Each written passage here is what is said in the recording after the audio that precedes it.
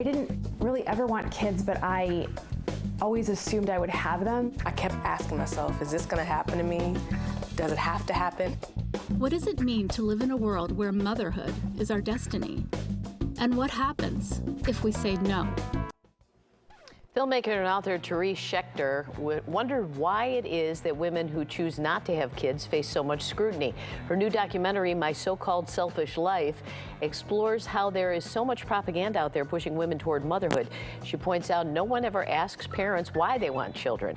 That film is streaming until May 23rd. She joined us now. Good morning. Good morning. We've reported on the show, it seems that more people are choosing not to have children. What are the reasons for that? Well, I think that most people who are asked in studies and surveys say they don't want children because they don't want children. If you have the tools and options to pick the life you want, some people are going to pick not having children. And where did does this just go way back that I think you cited a woman who was on 60 Minutes back in the 70s who dared to go on TV and said that she didn't want to have children. Was that like kind of a turning point of some sort? Give us a perspective on that time. Well, the early 70s was a time when birth control pill became available to people who were married and single, and this sort of greater ability to control people's fertility and the growing feminist movement inspired a lot of conversations about what people wanted their lives to look like. And one of those things that happened is this growth of groups of people who were advocating for the right not to have children. It was partly based on population growth also. So Marcia, who was in the film, was part of that movement. And then 60 Minutes found her and asked her to be on a show about people who didn't want children. They filmed them talking to her in-laws about it, and it did not go very well for her, let's just say.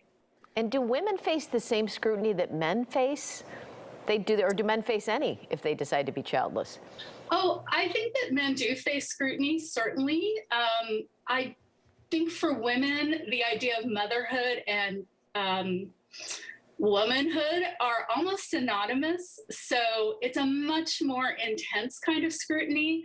A lot of women hear, you're not a real woman until you have a child, for example.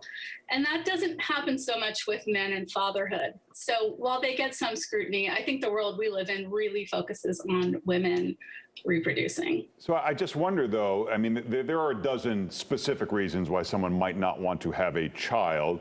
Can you talk about what your reason or reasons are? And do you worry that when you hit 70 or 80 that you might be alone, and maybe that's something that you haven't, or something you haven't thought of? Well, my reason for having children is pretty simple. I've never wanted children. I mean, it wasn't even a decision I made. I just grew up feeling like that just wasn't something I wanted in my life. And I was able to make that happen. And I'm very privileged to be able to have all those tools and support from an incredibly loving family that didn't push me to have kids. I don't think I'm going to feel any regret when I'm 70 or 80. I currently have a wonderful husband. I have a lot of friends. I don't feel lonely. My life is very happy, actually.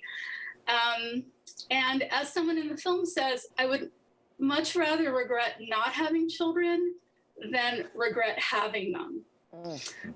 Yeah, because there's a lot of people that are parents who maybe didn't want to be children who end up, and that's not a great life for a child. I'm sure you've had conversations about that in the documentary.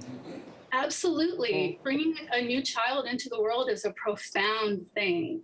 And you really have to go into it knowing that it's something you want, knowing what's ahead for you, because raising children is hard work. You certainly do not want children coming into the world that are not wanted or loved. That's tragic. You can go to myselfishlife.com to stream the film, and you can check out the Instagram and Facebook pages. Therese, thanks for being with us. Thank you. Thank you so much.